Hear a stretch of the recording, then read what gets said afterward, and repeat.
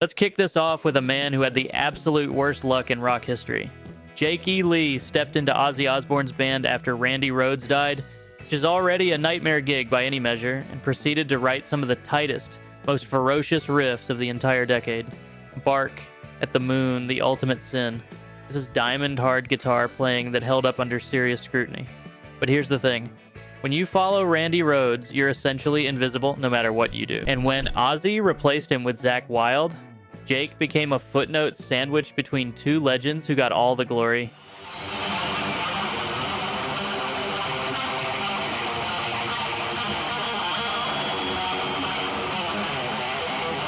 He spent years completely off the grid, no interviews, no touring, nothing at all.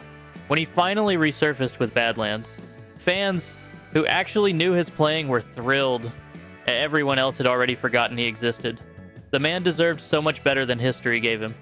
Way, way better.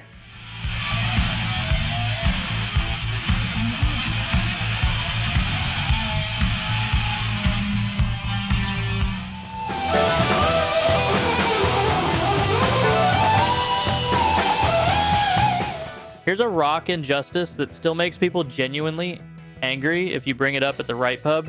John Sykes co-wrote nearly every song on the 1987 Whitesnake album. You know, that album. Still of the Night, Here I Go Again, Is This Love? One of the biggest selling rock records of the decade. He poured everything he had into that thing.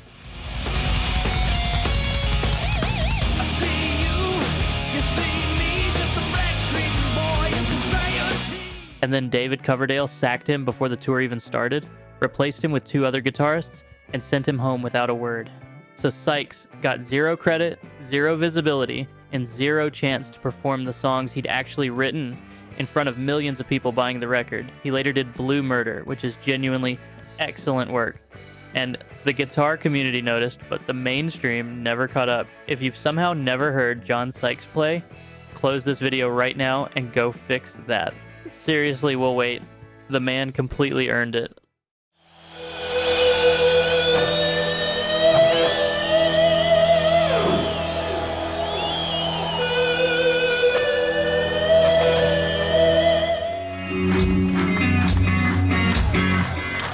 Well, are you crying tonight? Alright, this one is genuinely strange. Vito Bratta won Guitar World's Best New Guitar Player Award in 1988. Readers voted for him. Actual guitar players who knew exactly what they were looking at.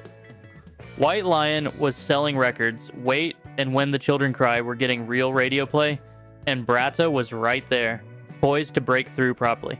Then he just stopped.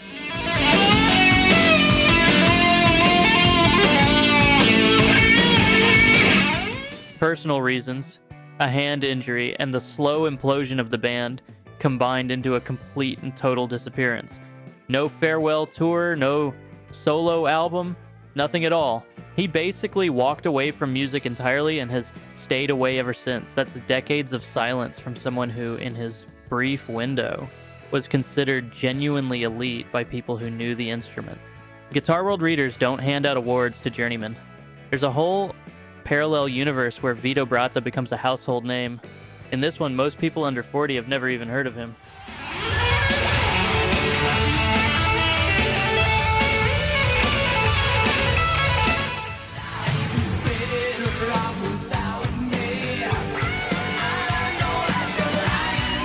Rat get written off as a hair metal band, which is fair. The image was absolutely ridiculous and nobody's pretending otherwise. But buried inside that ridiculous image was Warren DeMartini, who was consistently cited by fellow guitarists as technically superior to most of his peers throughout the decade. The man had clean phrasing, real melodic instincts, and chops that held up under actual scrutiny.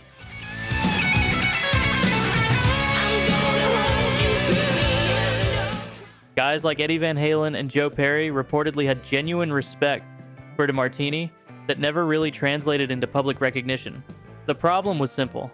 When your band's visual identity involves leopard print and very large hair, serious guitar conversation goes out the window fast. Critics stopped listening before they ever started. Rat's records have some genuinely impressive guitar work. Round and Round alone should have gotten far more attention, but nobody was looking past the teased hair long enough to notice. Warren DeMartini paid for Rat's image every single day of his career.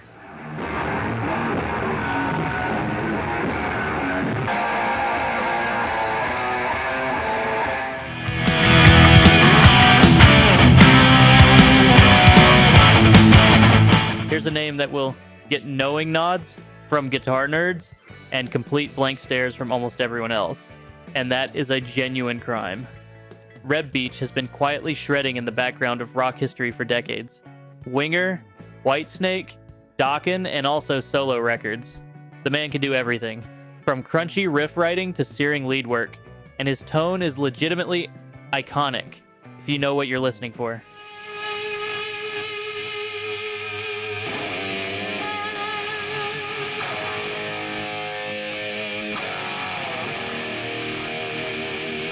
The problem is Winger, specifically the Beavis and Butthead problem. When those two animated idiots spent an entire TV run mocking Winger relentlessly, it poisoned the well for an entire generation's perception of the band. Suddenly everything associated with Winger, including one of the most technically accomplished guitarists that generation ever ignored, became a punchline overnight. Reb Beach outlasted the mockery, kept working, kept delivering the goods year after year, but the reputation damage was permanent. Cartoon characters ended his shot at real recognition. He deserved considerably better.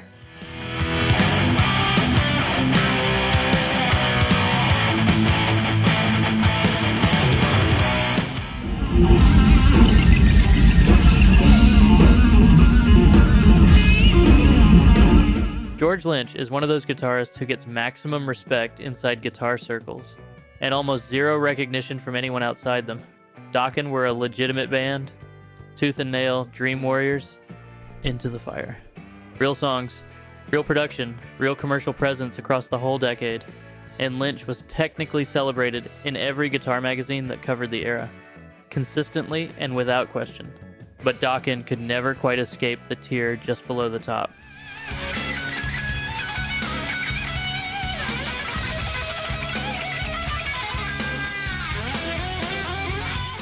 Not Metallica, not Van Halen, and not Motley Crue, just slightly below the level where the mainstream pays lasting attention. Lynch later formed Lynch Mob and kept delivering, but the ship for genuine mass recognition had already sailed. Guitarists who came up in the 80s know exactly who George Lynch is and precisely why he matters. Everyone else got distracted by flashier brands. Solid, serious, consistently undervalued. The same words come up every time someone who knows the era mentions his name.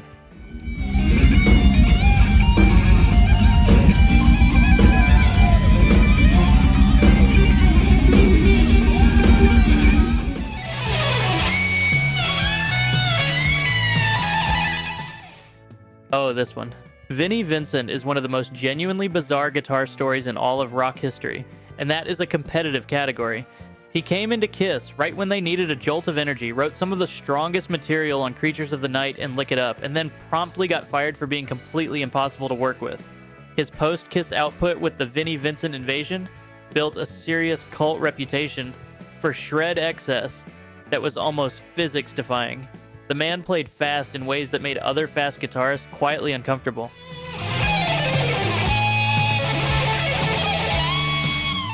But then he imploded so completely that he essentially vanished from public life for years at a stretch.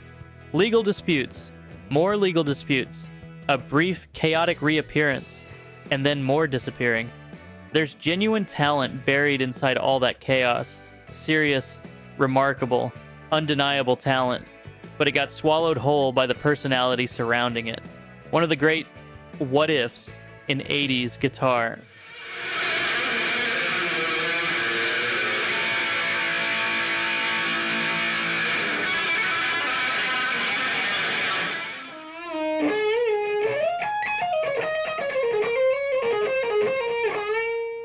Nobody talks about Brad Gillis enough, and that really needs to stop. When Randy Rhoads died mid-tour, someone had to step in for Ozzy Osbourne's remaining dates at essentially zero notice. That someone was Brad Gillis, Night Ranger's guitarist, and he handled the whole impossible situation with professionalism that would have broken most players entirely. Then he went straight back to Night Ranger and delivered one of the defining rock singles of the entire decade. The Sister Christian solo alone deserves serious conversation.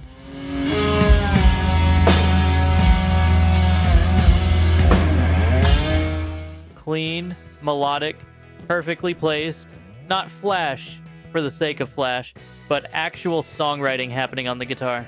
Night Ranger got lumped in with the hairband crowd and largely dismissed by anyone who considered themselves above all that, which meant Gillis got dismissed right along with them by default. But go back and listen carefully to what he was doing technically across that whole run. Consistently excellent. Almost entirely uncredited. A genuine shame.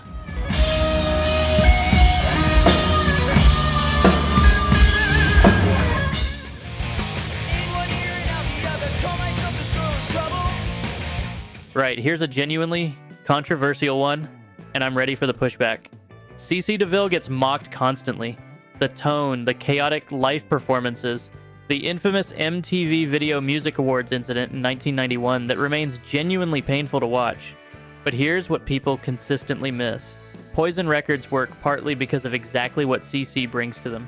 The groove, the catchiness, the slightly unhinged energy that makes Talk Dirty to Me sound like a party rather than a product. That's not Bret Michaels doing that. DeVille has a genuine feel for hooks that is actually rare.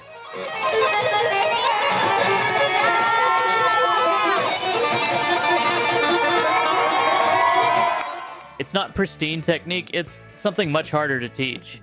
Pure instinct for what makes a guitar part stick in your head for 30 solid years. Session perfect playing would have made those songs worse. The messiness is entirely the point. Go back and listen to the actual guitar parts with fresh ears. There's considerably more intelligence in there than the reputation has suggested.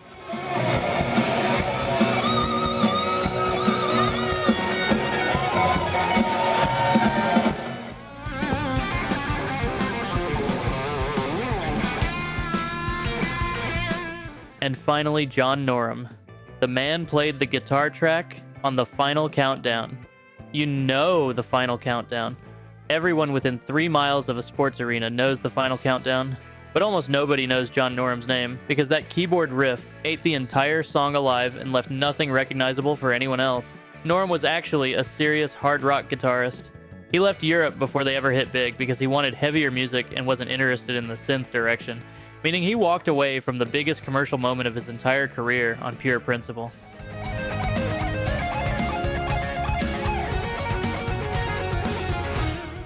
He went solo, made solid records, eventually rejoined Europe, and kept quietly plugging away for years after that. But that keyboard riff followed him everywhere he went. You could argue he's the only guitarist in history whose most famous moment is completely inaudible to the casual listener. The song lives in everyone's head forever. His contribution remains entirely invisible.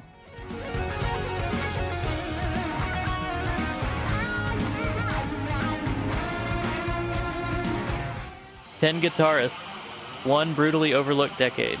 Jake E. Lee, John Sykes, Vito Bratta. The 80s had no shortage of talent that history simply forgot to credit properly. Who did I miss? Drop a name in the comments. I read every single one. And if guitar history is your thing, hit subscribe.